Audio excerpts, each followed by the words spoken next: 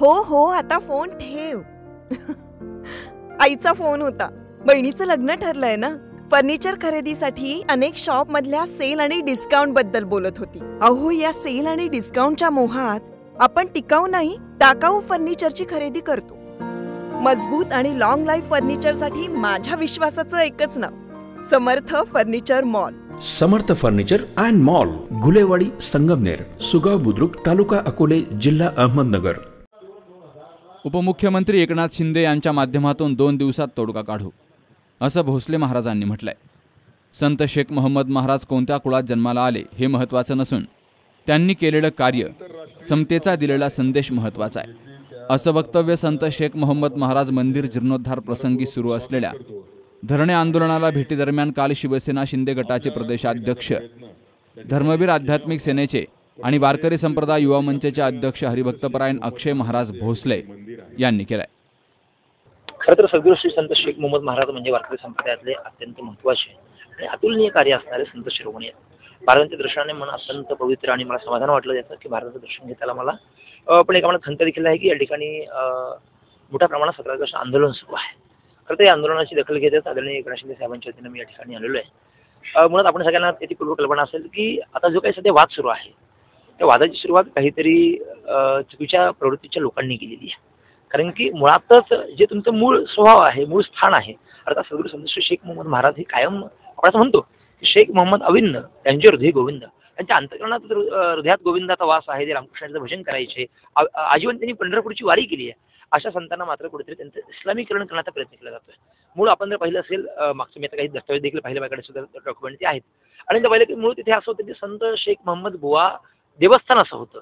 मात्र अलीकडच्या काळामध्ये त्या शेख मोहम्मद बुवा देवस्थानचं अर्थात धार्मिक मंदिराचं रूपांतरण दर्गात करण्यात आलं. आता मी जाऊन पाहिलं तिथे बऱ्यापैकी जसं काही मशिदीमध्ये ज्या काही व्यवस्था असतात अशी व्यवस्था अलीकडच्या काळात म्हणजे अगदी 1-2 वर्षात करण्यात आलेली आहे. महाराजांच्या नावापुढे कुठे काही हजरत लावणं, अमका लावणं, अशा बऱ्याच गोष्टींचा उपद्व्याप इथल्या स्थानिक मंडळींनी काही केलेला आहे. आणि मुळात ते काही त्यांचे वंशज नाहीत. त्याचवेळी तिथे रियाज भाई आहेत, अयाज भाई आहेत, सगळे त्यांची मूळ वंश परंपरा समाजाची मंडळी आहेत. पण कुठेतरी 2 धर्मामध्ये जातीय द्वेष निर्माण करून काहीतरी कोण आपली राजकीय पोळी अथवा अन्य काही पोळी भाजण्याचा प्रयत्न करत आहे का? दुर्दैवानं जी संतांची भूमी आहे, साक्षात महाराजांनी त्यांना जी माडोजी महाराजांनी त्यांनी जी जमीन दान केलेली आहे किंवा अशी काही जी पुरावे आहेत, अशी मंदिराची जमीन, गावातली काही जमीन त्यांनी मला वाटतं वक्फ बोर्डाकडे दिली आहे. मला वाटतं की कुठेतरी काही चुकीच्या प्रवृत्तींनी याच्यामध्ये हस्तक्षेप केला आहे. इतकंच सांगेन की आम्ही आपल्याला थडगं साईडला काढलं, अतिक्रमण काढलं, औरंगाची कबर काही दिवसात निघून जाईल आणि मग त्याच्यापुढे हे चिरीमिरी तर काय राहिले. जे मूळ आहे ते कधी झाकलं जाऊ शकत नाही आणि जे सत्य आहे ते कोणी लपवू शकत नाही.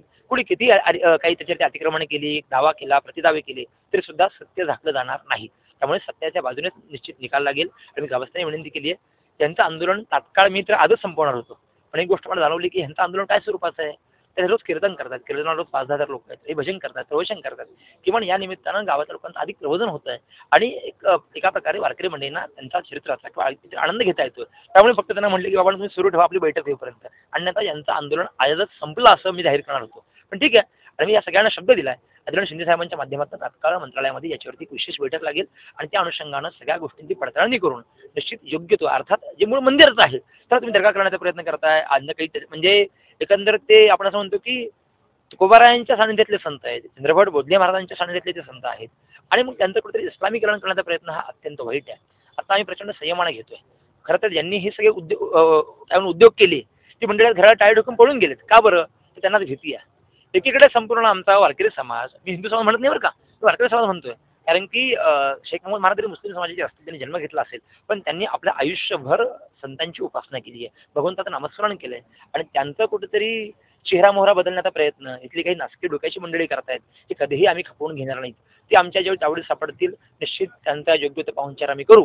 पण आता मात्र मी आपल्याला इतकी ग्वाही देतो की तात्काळ एक 7 दिवसांच्या आत आदरणीय शिंदे साहेबांच्या वतीनं आपण एक बैठक घेऊ आणि त्या बैठकीमध्ये सगळे मुद्दे मार्गी लागतील.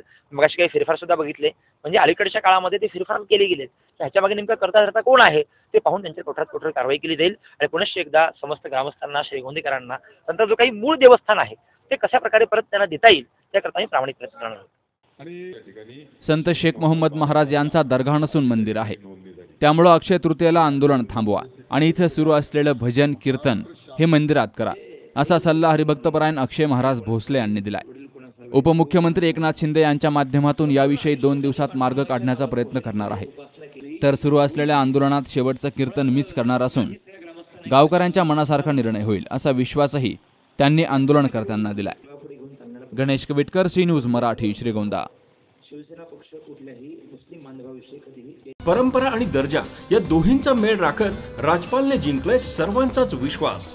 म्हणूनच असंख्य कुटुंबांच्या बस्त्यांची परंपरा आजही राजपालमध्ये अविरत सुरू आहे. सूटिंग, शर्टिंग, साड्या, जेंट्स, लेडीज, चिल्ड्रन्स वेअरचे भरपूर प्रकार. हो, लग्नाच्या बस्त्यासाठी पाहुण्यांनी राखला यांचा मान. आणि संपतरावांचं नाव घेते. राजपाल हाय आमच्या नगर जिल्ह्याची शान. राजपाल, नवीन नगर रोड, संगमनेर.